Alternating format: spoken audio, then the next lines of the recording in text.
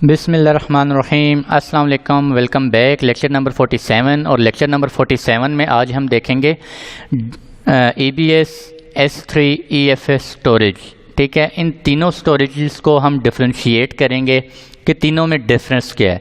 EBS क्या होता है हमारे पास इलास्टिक ब्लॉक स्टोरेज, S3 क्या होता है हमारे पास सिंपल स्टोरेज सर्विस और EFS क्या होता है जी इलास्टिक फाइल सिस्टम। उससे पहले एक चीज़ हम डिस्कस करते चलें, ब्लॉक लेवल स्टोरेज क्या होता है और ऑब्जेक्ट लेवल स्टोरेज क्या होता है। EBS इलास्टिक ब्लॉक स्टोरेज ये जो होता है हमारे पास ब्लॉक लेवल स्टोरेज होता है और S3 हमारे पास क्या होता है object level storage. Block level storage हमारे पास बेसिकली क्या होता है, जो हमारे पास घरों में PCs होते हैं, सिस्टम्स होते हैं, हार्डवेयर, उनके अंदर जो हार्डवेयर लगा होता है, हार्ड डिस्क लगी होती है, वो कौन सी होती है जी ब्लॉक स्टोरेज होती है। ब्लॉक स्टोरेज हम उसे क्यों कहते हैं, ब्लॉक स्टोरेज के अंदर बेसिकली हमारे पास क्या बने होते हैं ब्लॉक्स बने होते हैं। उस ब्लॉक के ऊपर फॉर एग्जांपल हमारे पास सपोज करें हमारे पास एक 100 MB की एक्सेल फाइल है। ठीक है जी, 100 MB की एक्सेल फाइल है। जब हम उसे कॉपी करते हैं अपने सिस्टम के ऊपर, अपने सिस्टम की हार्ड ड्राइव के अंदर, पार्टीशन के अंदर, तो जब 100 MB की साइज़ जो वो एलोकेट हो जाता है उसको, तो वो डिफरेंट ब्लॉक्स के अंदर होता है। ठीक है, कुछ ब्लॉक्स होते हैं उस हार्ड डिस्क के अंदर, काफ़ी सारे ब्लॉक्स होते हैं। कुछ ब्लॉक्स वो 100 MB की जो है वो फॉर एग्जांपल आप सपोज करें कि उसने 10 ब्लॉक्स जो हैं वो कर लिए, 10 ब्लॉक्स की स्पेस ले ली है उसने। अब वो ब्लॉक्स जब नेक्स्ट टाइम आप उस फाइल में कुछ एडिशन करेंगे और वो फाइल जब आप दोबारा वहाँ पे कॉपी करेंगे तो वो पूरी की पूरी फाइल कॉपी नहीं होती। ये आपने अक्सर नोट भी किया होगा। अगर आप 100 GB की फाइल होती है या 100 MB की फाइल आपको चेंजिंग करते हैं, आप दोबारा उस पर कॉपी करते हैं, तो वो क्या होती है एक सेकंड में सिर्फ चेंज होती है। उसमें जो सेटिंग्स होती हैं वो रिप्लेस हो जाती हैं, जो आपने चेंजिंग्स की होती हैं वो रिप्लेस होती हैं और बाकी फाइल एज इट इज़ पड़ी रहती है। ठीक है, अगर आप दोबारा कोई file new file 100 MB copy करेंगे तो वो थोड़ा टाइम ज़्यादा लेगी।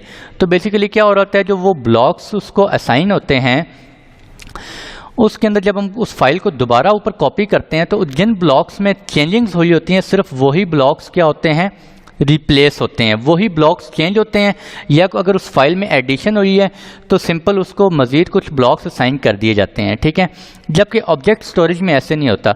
ऑब्जेक्ट स्टोरेज में जब आप कोई 100 MB की फ़ाइल प्लेस करते हैं यहाँ पर, ठीक है, उसके बाद जब दोबारा उसमें उस फाइल में आपने चेंजिंग की, चेंजिंग करने के बाद जब दोबारा उसमें आप कॉपी करना चाहते हैं तो वो पूरी की पूरी फाइल क्या होती है वो दोबारा से अपलोड होती है, दोबारा से कॉपी होती है। ठीक है, उसको दोबारा से 100 MB ने फर्स्ट टाइम जितना उसमें टाइम लगा था उतना ही दूसरी दफ़ा सेकंड अटेम्प्ट में भी उतना ही टाइम लगेगा उसमें। ठीक है जी, तो आई होप ये आपको ब्लॉक स्टोरेज और ऑब्जेक्ट स्टोरेज ये आपको समझ आ गया होगा।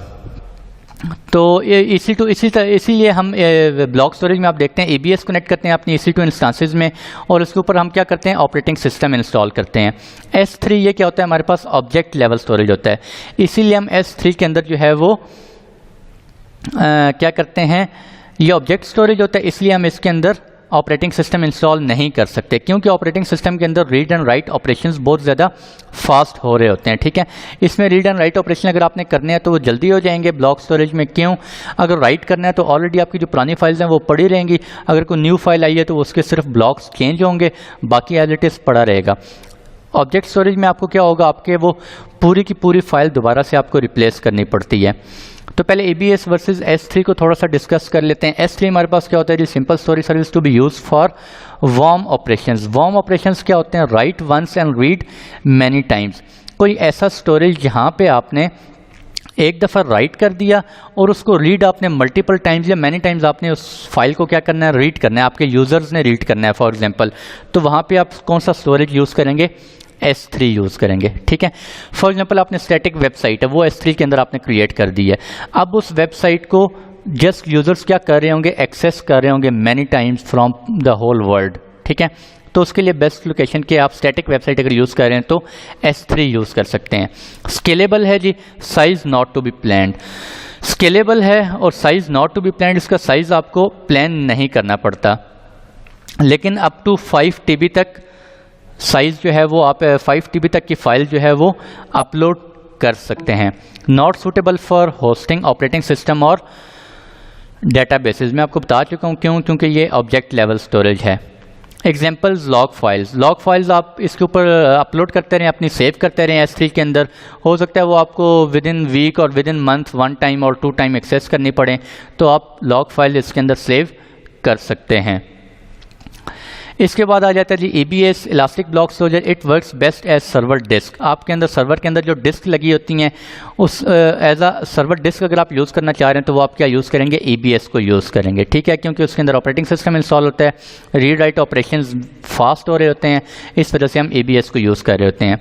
और ब्लॉक लेवल स्टोरेज है, परसिस्टेंट है and high performance in terms of fast read and write, ठीक है, बता चुका हूँ।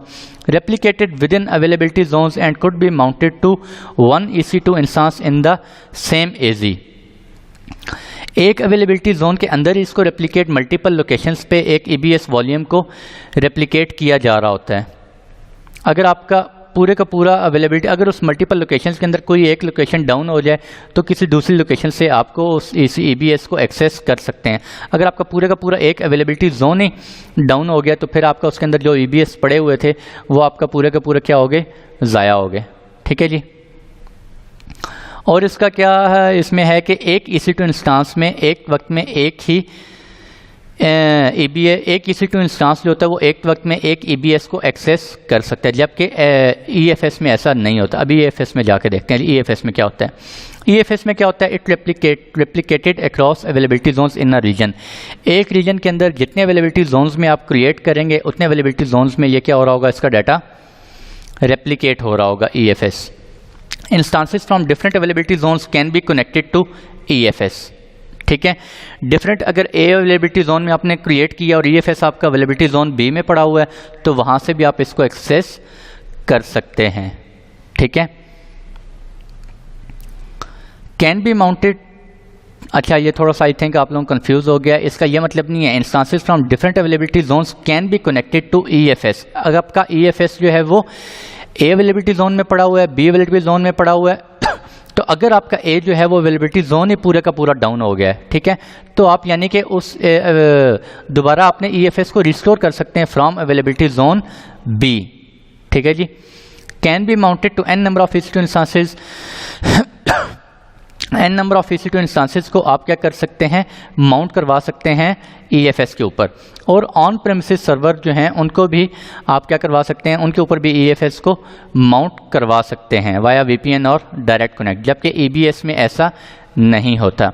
Can be mounted to multiple EC2 instances at a time, ठीक है जी। मल्टीपल EC2 इंस्टांसेस को एट अ टाइम आप माउंट करवा सकते हैं EFS को EC2 इंस्टांसेस के ऊपर। ऑटोमेटिकली स्केल होता है, मैंने पिछले लेक्चर में बड़ी डिटेल से आप लोगों को बताया था। जितना आप यूज़ कर रहे होंगे उतनी आपको बिलिंग चार्ज होती है। No sizing need to be done unlike EBS। EBS जब आप डिफाइन करते हैं EC2 इंस्टांस के लिए तो आपको साइज डिफाइन करना पड़ता है, जबकि EFS के अंदर आपको कोई साइज डिफाइन नहीं करना पड़ता। इसके बाद आ जाता है हमारे पास सिक्योर है जी। Can be encrypted security groups, ठीक है, इनक्रिप्ट किया जा सकता है। वो तो पूरे का पूरा AWS क्लाउड जो है इसकी इसको मेक श्योर करता है कि आपका कुछ भी डाटा पड़ा हुआ है इसके ऊपर तो उसको सिक्योर किया जा सके, ठीक है जी। EBS है उसको भी आप सिक्योर कर सकते हैं, इनक्रिप्ट कर सकते हैं। S3 है उसको भी आप इनक्रिप्ट कर सकते हैं, EFS को भी आप इनक्रिप्ट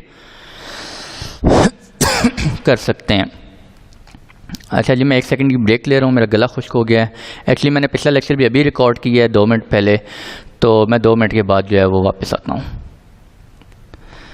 अच्छा जी, वेलकम बैक। और यहाँ पे मैंने एक ये कंपैरिजन किया है, मैंने नहीं किया, ये मैंने डायग्राम जो है वो इंटरनेट से पिक की है। और यहाँ पे आप ये देख सकते हैं EFS, S3 object level storage, block level storage और Amazon EFS ये हमारे पास फाइल सिस्टम होता है, ठीक है। इनकी आप परफॉर्मेंस मैच कर सकते हैं, देख सकते हैं, कैरेक्टरिस्टिक्स देख सकते हैं, pre operation latency, low latency, ठीक है जी। मल्टीपल GBs पर सेकंड में आप इस पर कर सकते हैं, इसमें मल्टीपल GBs पर सेकंड थ्रूपुट है, इसमें सिंगल GB पर सेकंड है, ठीक है। EBS के अंदर डाटा अवेलेबिलिटी आपको बता रहा होता है। EFS जो है वो स्टोर्ड रिडंडेंटली अक्रॉस मल्टीपल एजीज में आपका सेव हो रहा होता है। इसी तरह S3 के अंदर डाटा जो है वो भी मल्टीपल एजीज में सेव हो रहा होता है फॉर रिडंडेंट पर्पस, जबकि EBS में ऐसा नहीं होता। EBS में एक ही एजी में आपका डाटा स्टोर हो रहा होता है लेकिन मल्टीपल लोकेशंस में स्टोर हो रहा होता है। इस तरह अगर आपने एक्सेस करना है तो 1 to 1000 ऑफ EC2 इंस्टांसेस या ऑन प्रीमिसेस सर्वर के अंदर, आपके ऑन प्रीमिसेस में डाटा सेंटर में आपके कुछ सर्वर पड़े हुए हैं, तो वो भी EFS को एक्सेस कर सकते हैं एट अ टाइम कंकरेंट। ठीक है जी। इस तरह EFS जो है S3 जो है, S3 को आप वेब से एक्सेस कर सकते हैं, 1 to millions of connections over the web इसको एक्सेस कर सकते हैं।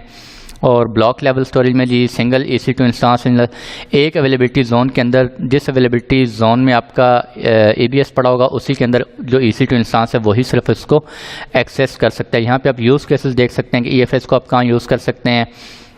Web server and content management में, एंटरप्राइज को बड़ी बड़ी एप्लीकेशंस हैं आपके, media entertainment, home directories backups वगैरह के लिए, डेवलपिंग टूल्स के लिए, ठीक है, container storage, big data analytics के लिए आप EFS को यूज़ कर सकते हैं। इसी तरह S3 को आप जब आप web serving and content management, media entertainment backups के लिए कर सकते हैं, बिग डाटा एनालिटिक्स के लिए भी कर सकते हैं, लेकिन इसको आप सिर्फ वेब से एक्सेस कर रहे होते हैं। ठीक है। अच्छा, S3 को आप वेब से तो एक्सेस कर सकते हैं, लेकिन आप EC2 का जो इंस्टांस होता है उससे भी आप Amazon S3 को एक्सेस कर सकते हैं। कैसे कर सकते हैं, आई थिंक मेरा वो नेक्स्ट लेक्चर वही है, वो हम देखेंगे उसमें। ठीक है जी। EC2 इंस्टांस से हम S3 को एक्सेस करेंगे। इसी तरह EFS और S3 इन दोनों को हम बूट वॉल्यूम्स के लिए यूज़ नहीं कर सकते। बूट वॉल्यूम्स के लिए हम कौन सा यूज़ करते होते हैं, ABS को यूज़ करते हैं। ठीक है जी। Transactional NoSQL databases, data warehousing के लिए यूज़ कर सकते हैं, उसमें हम ABS को यूज़ कर रहे होते हैं। ठीक है। तो ये था छोटा सा लेक्चर जिसमें हम थोड़े से डिफ्रेंशिएट करना था हमने EFS को, S3 को, ABS को, तो वो हमने कर लिया जी। और आज के लिए इतने रखते हैं, मिलते हैं इंशाल्लाह आप लोगों से नेक्स्ट लेक्चर में। तब तक के लिए खुश रहें, दुआ में ज़रूर याद रखिएगा जी। अल्लाह हाफिज़।